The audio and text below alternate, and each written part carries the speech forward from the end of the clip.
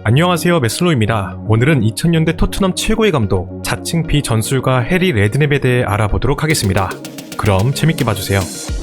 전술과 포메이션은 축구의 10% 정도일 뿐 나머지 90%는 그라운드에서 직접 뛰는 선수들의 몫이다.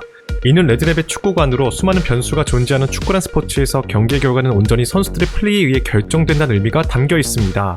이렇듯 레드냅은 구체적인 전술보다 선수들이 가장 자신의 실력을 발휘할 수 있는 최적의 자리를 찾아 기용하는 것이 가장 중요하다고 꾸준하게 강조해왔는데요. 실제로 그에게 지도를 받았던 반더바르트는 토트넘에선 지겨운 전술 자명이 없다. 전술판은 있지만 레드냅은 그것을 전혀 사용하지 않는다. 그는 단지 내가 뛸 위치와 팬들을 위해 최선을 다하란 말만 한다 라고 밝히기도 했습니다. 하지만 그에게도 크나큰 단점이 존재했으니 베스트 11을 결정하면 시즌 내내 밀고 가는 스타일이라 후반기에 접어들면 주전들이 체력적인 문제를 드러내며 성적이 급하락하는 패턴을 보인다는 점이었습니다.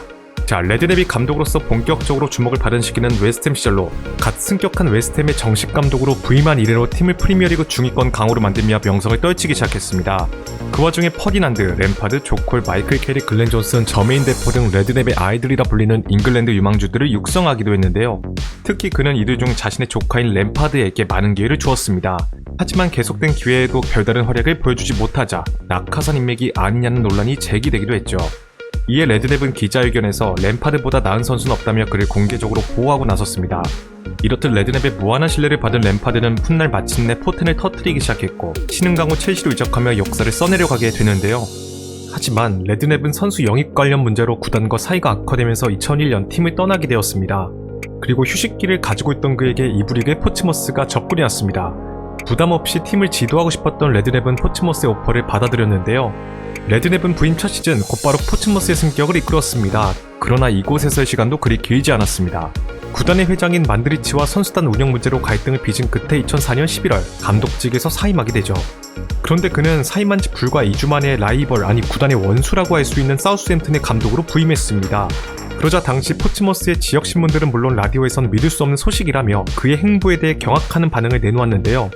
왜냐하면 국내에선 잘 알려져 있지 않지만 영국에선 이들의 햄프셔 더비를 관전하기 가장 위험한 경기 중 하나로 꼽고 있을 정도로 과격하고 치열한 라이벌리즘을 가지고 있기 때문이었습니다.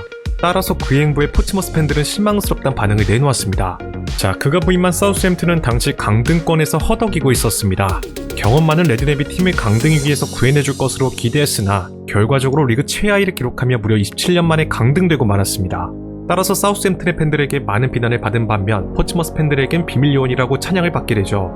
이후 레드냅은 이브리그에서도 팀을 승격 경쟁권에 올려놓지 못하면서 2005년 12월 결국 경질되고 말았습니다. 그러자 강등 위기에 놓인 포츠머스가 그에게 다시 러브콜을 보내왔는데요. 절치부심한 그는 포츠머스를 잔류시키면서 팬들에게 잃었던 신뢰를 회복하는 데 성공했습니다.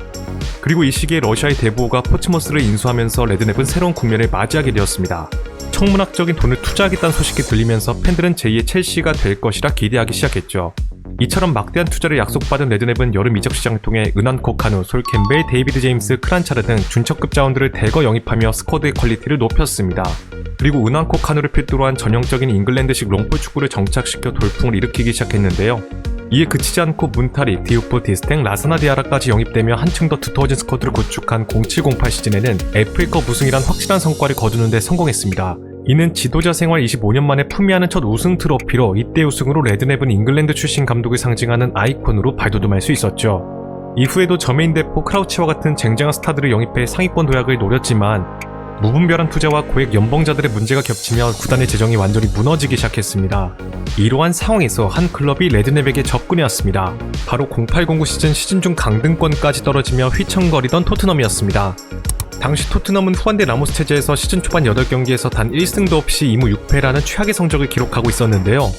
이에 풍부한 경험을 지니고 즉각적인 효과를 낼 수 있는 레드냅이 이들의 레이더에 들어온 것이었습니다. 그렇게 재정난에 시달리던 포츠머스에게 마땅한 보상금을 지불하고 그를 데려오게 되죠. 레드냅 역시 포츠머스를 떠나는 것은 매우 어려운 결정이었지만 토트넘이란 클럽에서 일할 기회를 거절하기 어려웠다라고 밝혔습니다. 자, 그는 라모스 감독에 의해서 대거 영입된 외국인 용병들로 정체성을 잃어버린 토트넘의 분위기를 다잡기 시작했습니다. 선수들과의 적극적인 소통을 통해 기용 방법이나 전술 운영 문제를 해결해 나갔는데요.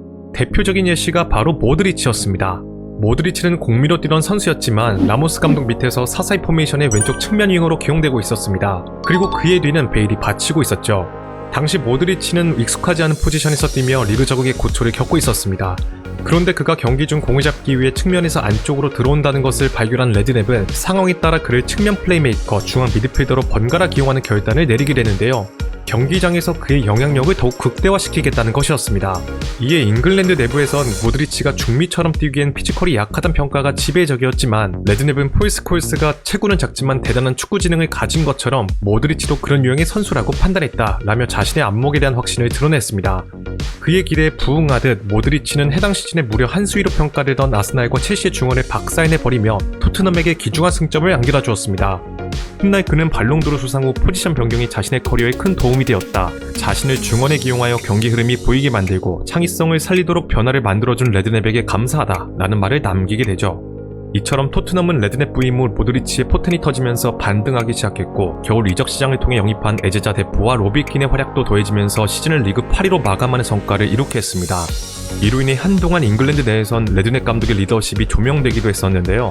영국의 한 언론 매체는 그의 친화력이 가장 큰 무기란 분석을 하기도 했습니다. 실제로 토트넘의 공격수 파블류첸코는 레드냅은 참 유쾌한 사람이다. 모든 선수들이 그를 좋아한다. 라며 그에게 강한 신뢰감을 드러내기도 했죠. 자, 이후 레드냅은 모드리치처럼 한 선수의 운명을 바꾸게 되는데 바로 가레스 베일이었습니다. 당시 베일은 유망한 측면 수비수였지만 매번 나올 때마다 엉터리 같은 수비를 보여주어 국내선 가필패, 즉 가레스 베일이 나오면 필패라 불릴 정도의 불명예를 안고 있었습니다. 그러나 베일의 공격성과 기동력을 눈여겨보는 레드냅은 090 시즌 중반서부터 그를 상황에 따라 윙어로 올려 선발 기용했고 베일은 각성하기 시작했습니다. 그렇게 090 시즌의 토트넘은 베일의 후반기 포지션 변경 및 레드냅의 신들린 듯한 용병술이 더해지며 리그 4위를 기록, 48년 만에 챔피언스리그 진출권을 획득하는 데 성공했는데요. 10-11 시즌에는 베일이 측면 윙어, 모드리치가 중미 자리에 완전히 정착했고 이들의 활약에 힘입어 토트넘은 챔피언스리그 8강이나 호성적을 거두기도 했습니다. 시간이 지나 11-12 시즌의 레드냅의 토트넘은 데스크라인 뺨치는 최고의 스쿼드를 구축하여 다시 한번 리그 4위란 값진 성과를 이룩했습니다. 하지만 리그 6위를 기록한 첼시가 챔피언스리그 우승을 거둬 우승자 자격으로 다음 시즌 챔피언스리그 티켓을 가져가 버리면서 이들에게 밀린 토트넘은 챔피언스리그 진출이 무산되고 말았죠. 그러자 후반기에 부족한 뒷심을 보여준 모습에 한계를 느낀 토트넘의 보드진은 레드냅과 결별하는 선택을 내렸습니다. 그렇게 레드냅은 토트넘에 머문 3년 8개월 동안 98승 48무 52패 49.7%란 나쁘지 않은 승률을 기록하고 토트넘을 떠나게 되었습니다. 여담으로 모드리치는 챔피언스리그 진출 무산과 자신에게 무한한 신뢰를 보내주었던 레드냅이 떠난 것이 계기가 되어 얼마 안가 레알 마드리드로 이적했습니다. 자, 무직 상태가 된 레드냅은 많은 팀들로부터 러브콜을 받았지만 고민 끝에 2012년 11월 모레알 같은 조직력으로 난파 위기에 처한 QPR의 소방수로 부임했습니다. 그는 부임 후 QPR을 잔류시킨다면 인생 최대 업적이 될 것이라고 말하며 현 구단의 심각성을 충분히 인지하고 있음을 밝혔는데요.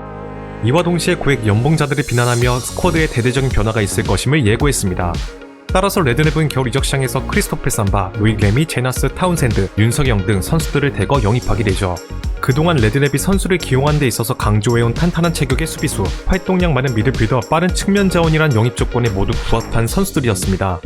그런데 레드냅은 그동안 항상 어느 팀에서든 자신만의 베스트 11을 구성해왔던 것과 달리 QPR에선 도무지 일관된 선발진과 전술을 가져가지 못하며 불안정한 모습을 보였습니다.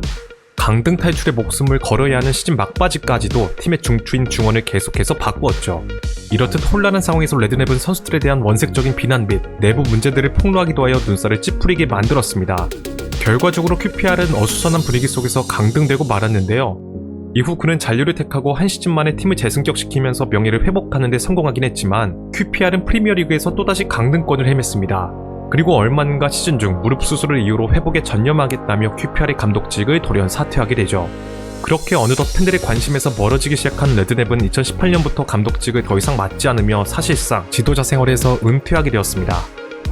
많은 이들이 포체티노를 21세기 토트넘 최고의 감독이라고 평가하지만 어떤 이들은 토트넘 구단의 챔피언스리그 진출을 기대하게 만들고 베일과 모드리치를 정상급 선수로 탈바꿈시켰다는 점에서 그를 포체티노보다 더 높게 평가하는 사람들도 있습니다.